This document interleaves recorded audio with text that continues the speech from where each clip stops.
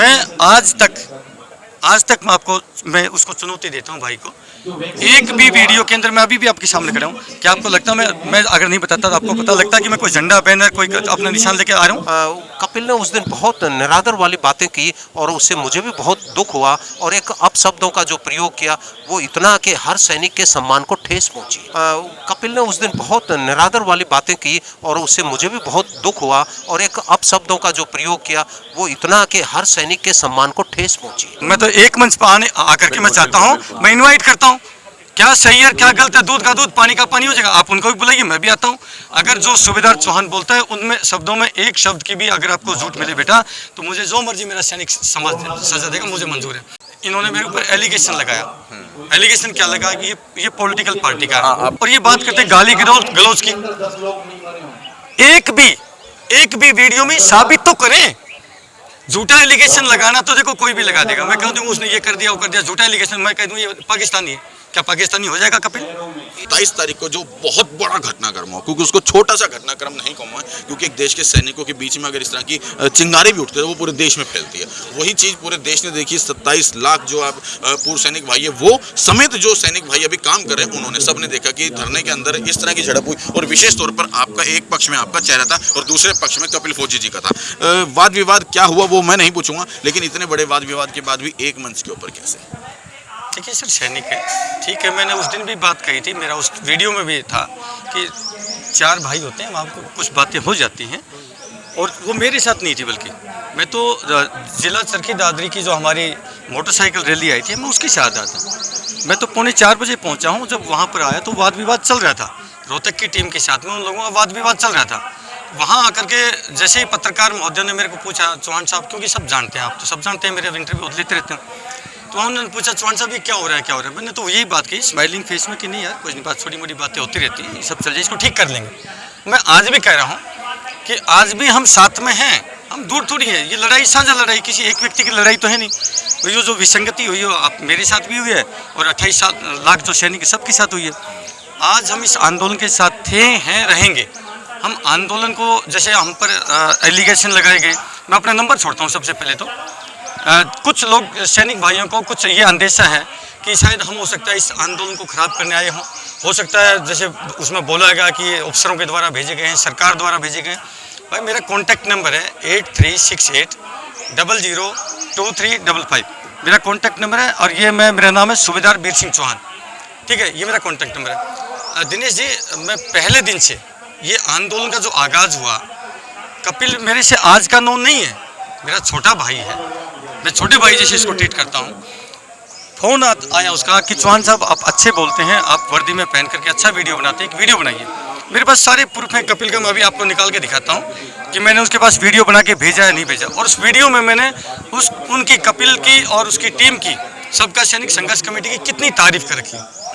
अगर मेरे मन में कोई जेलसी होती, कोई द्वेष होता या मैं उनके खिलाफ होता तो मैं शायद उनकी तारीफ नहीं करता। ये तो प्रत्यक्ष है, ये मेरे व्हाट्सएप में कपिल के नाम से मेरा उसका नंबर फीड है और उसके ऊपर भेज रखा है। कपिल ने उसका वीडियो को 2.5 मिनट के आसपास का था, उसको अपना यूट्यूब का उसके ऊपर लगा करके पूरे देश में सर्कुलेट किया। मेरे भी जितने सर्कल थे मैंने भी अपना उसको वीडियो को वायरल किया। यानी कि हम डे फर्स्ट से ही, पहले दिन से ही धरने के साथ में थे, हैं, रहेंगे। बीच में कुछ ऐसी दूरियाँ आई, किस कारण से आई वो उसका एक कारण है। 9 तारीख की मीटिंग में जिसमें हमारे अर्जुन सिंह राठौर जी को हम लोगों ने राष्ट्रीय अध्यक्ष की जिम्मेवारी दी, जिसमें उसमें आपकी भी सहमति थी? यस, मेरी सहमति थी। मैं उस मीटिंग में भी था, ठीक है। टोटल 80 या 90 आदमी थे, उसमें मैं भी था, उस मीटिंग के अंदर दरमियान था। और लोकेंद्र जी, कैप्टन लोकेंद्र जी का एक यूट्यूब चैनल है, आप उसमें चेक करिए।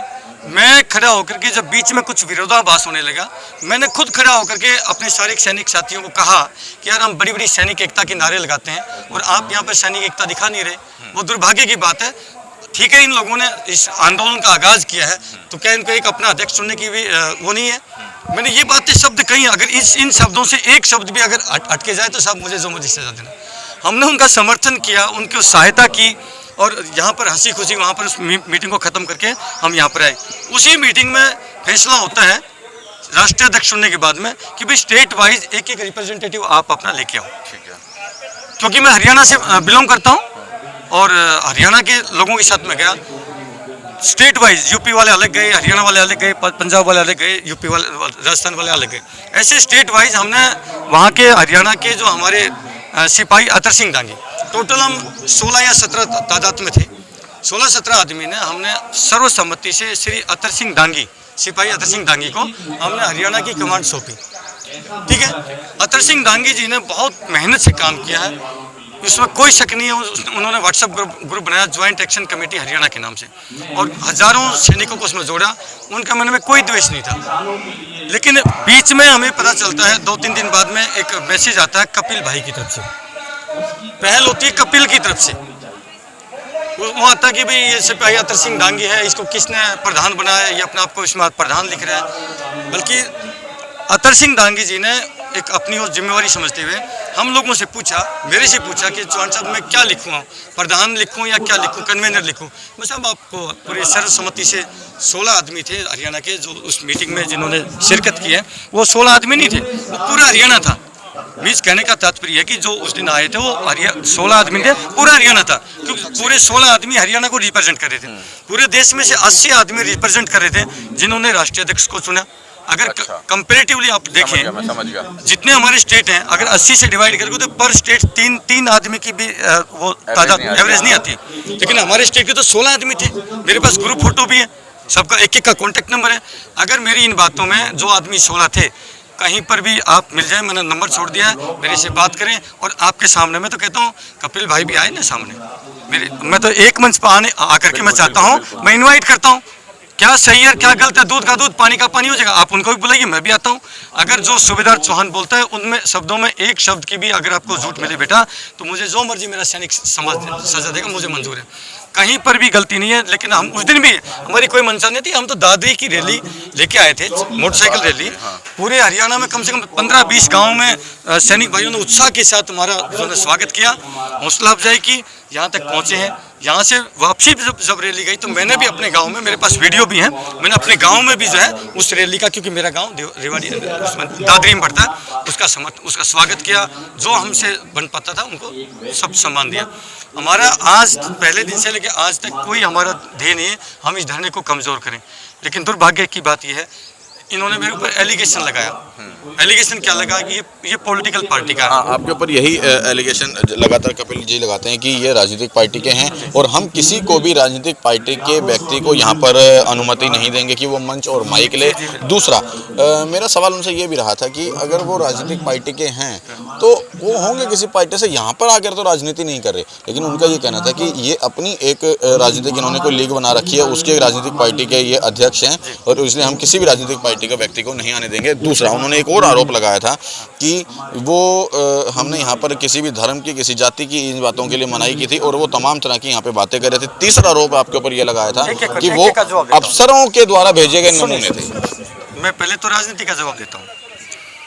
बिल्कुल, मैं कोई इस चीज़ के लिए डिनाई नहीं करता हूँ। मैंने सैनिक समाज के उत्थान के लिए, हम पूर्व सैनिकों ने सैनिक समाज के उत्थान के लिए आज नहीं 3 साल पहले से जनता ब्रिगेड पार्टी बना रखी है। जनता ब्रिगेड बना रखी है। ये कोई राजनीतिक पार्टी है? बिल्कुल राजनीतिक पार्टी है, बिल्कुल राजनीतिक पार्टी। इसमें क्योंकि जो सच्चाई है उसको कोई डिनाई नहीं कर सकता। मैं पूछना चाहूँगा कपिल भाई से, क्या 20 तारीख से पहले कपिल जी मुझे जानते थे? कपिल भाई मुझे जानता था? क्या उसको पता नहीं था कि पार्टी बना रखी है? जब मेरे से वीडियो बना करके इस मूवमेंट के लिए, आगाज़ करने के लिए वीडियो बनवाते हैं, तब नहीं पता था। नंबर 2, मैं आज तक मैं उसको चुनौती देता हूँ भाई को, एक भी वीडियो के अंदर, मैं अभी भी आपके सामने खड़ा हूँ, क्या आपको लगता मैं अगर नहीं बताता तो आपको पता लगता कि मैं कोई झंडा, बैनर, कोई अपना निशान लेके आ रहा हूँ? आप बताइए, क्या मेरे पास कोई झंडा है, बैनर है, कोई पार्टी का नाम लिख रखा है मैंने? मैं इसी ड्रेस में आया हूँ, सारे मूवमेंट में एक सैनिक बन के आया हूँ। मैं पॉलिटिकली बाद में हूँ, उससे पहले एक सैनिक हूँ और सैनिक बन करके मैंने इस आंदोलन के अंदर अपना समर्थन और साथ दिया है। कोई पॉलिटिकल एक भी बात, मैं सैनिक भाइयों आपसे हाथ जोड़ के प्रार्थना करता हूँ, मेरे जितने भी वीडियो हैं, और आपको तो पता, आपने पहले भी चाहे 20 तारीख की कॉल दी हो, चाहे 3 तारीख की डीएम महोदय को कॉल दी हो, सभी मैं यहाँ पर जंतर मंत्र पा के अपने सैनिक भाइयों को आगाज़ किया है और एक बहुत बड़ी कॉल मिलाई है और सभी में अपील करी गई, भाई फौजी भाइयों निकलो मैदानी जंग में। तभी भी मैं किसी भी पार्टी का निशान या झंडा लेकर के कोई पार्टी का नाम नहीं लिया। और ये बात करते गाली गलौज की, एक भी वीडियो में साबित तो करें झूठा एलिगेशन लगाना तो देखो कोई भी लगा देगा। मैं कह दूँ उसने ये कर दिया वो कर दिया, झूठा एलिगेशन मैं कह दूँ ये पाकिस्तानी है, क्या पाकिस्तानी हो जाएगा कपिल? इस विषय पर हाँ बताइए, मैं उसको कहूँगी ये तो पाकिस्तानी है, पाकिस्तानी तो नहीं होगा। झूठा एलिगेशन लगाना बहुत आसान काम है। उसको भाई मैं कहता हूँ आप पत्रकार महोदय हैं, आप जड़ तक जाइए। अगर एक भी मेरा शब्द आपको मिल जाए, मैंने किसी को गाली गलौज धर्म की बात कोई कही हो या कोई पॉलिटिकल बात कही हो, आप मुझे दिखाएं। आप मुझे दिखाएं कि हाँ ये सुबेदार चौहान ने ये पार्टी की माइलेज लेने के लिए, अपनी पॉलिटिकल माइलेज लेने के लिए जो ये काम किया। धरने पर आए थे तो धरने पर तो आना एक धरने की गरिमा को और बढ़ाने की बात हो जाती है, लेकिन कपिल ने उस दिन बहुत निरादर वाली बातें की और उससे मुझे भी बहुत दुख हुआ और एक अपशब्दों का जो प्रयोग किया वो इतना कि हर सैनिक के सम्मान को ठेस पहुंची और हम वो सहन नहीं कर सकते, क्योंकि जिस व्यक्ति का बोलने की जो भाषा है वो मधुर होनी चाहिए। और धरने में तो जितने ज़्यादा आएंगे उतना धरने को मजबूती मिलती है। लेकिन उसने क्या सवाल किया, बोला तुम क्यों आए, तुम्हारे को किसने बुलाया, ऐसे सवाल किए गए। जब हमें ये सवाल सुनने को मिला तो जो हमारी ये वीडियो देख रहा होगा उस व्यक्ति के दिमाग में क्या आया होगा, ये बड़े शर्म की बात है। कपिल को शर्म आनी चाहिए, उसे माफ़ी मांगनी चाहिए और इस धरने को अगर और मजबूत करना है तो अपने बड़ों से माफ़ी मांगने में कोई बुराई नहीं होती है, लेकिन बहुत अच्छा रहेगा जी।